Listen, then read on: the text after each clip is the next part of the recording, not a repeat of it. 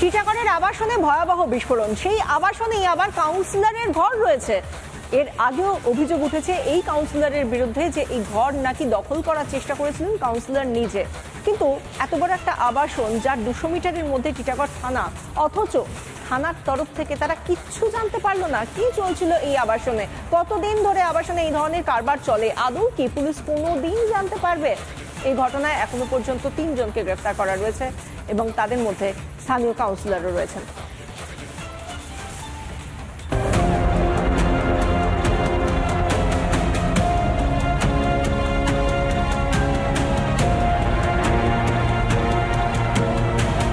পুলিশের নাকের ডগায় বিস্ফোরণ, অথচ পুলিশই কিছু জানলো না।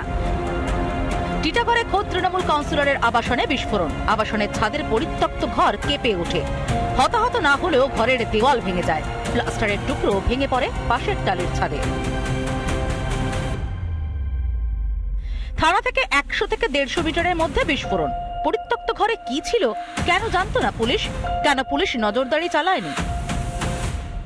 গাড়িতে 1 মিনিট সময় লাগে যেতে, সেখানে বিস্ফোরণ হয়ে যাচ্ছে এবং ডেপুটি কমিশনার সেন্ট্রাল ডিভিশন তিনি নিজে বলছেন এখানে বিস্ফোরক মজুদ ছিল, সেটা থানার কাছে খবর ছিল না।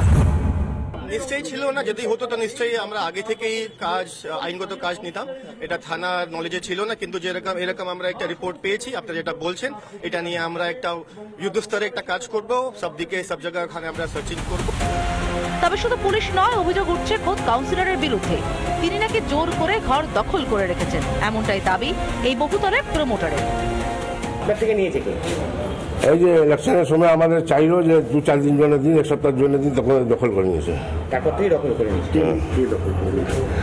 এই জন্য ওটা কাউন্সিলর হয়েছে। প্রতিক্রিয়া দিতে গিয়ে এক যোগে রাজ্য ও পুলিশকে নিশানা বিরোধী দলনেতার। সব জায়গায় খাগড়াগড়ের মতো জিহাদিরা এখানে লুকিয়ে আছে। বাংলার মানুষ নট সেফ। মমতা ব্যানার্জির হাতে থাকলে বাংলার মানুষ সেফ নয়। পুলিশের নাকের ডগায় বিস্ফোরণ, অথচ পুলিশই কিছু টের পেল না। কেন জোর করে ঘর দখল করে রেখেছিলেন কাউন্সিলর? অন্য কোনো ষড়যন্ত্র ছিল কি? রিপাবলিক বাংলা।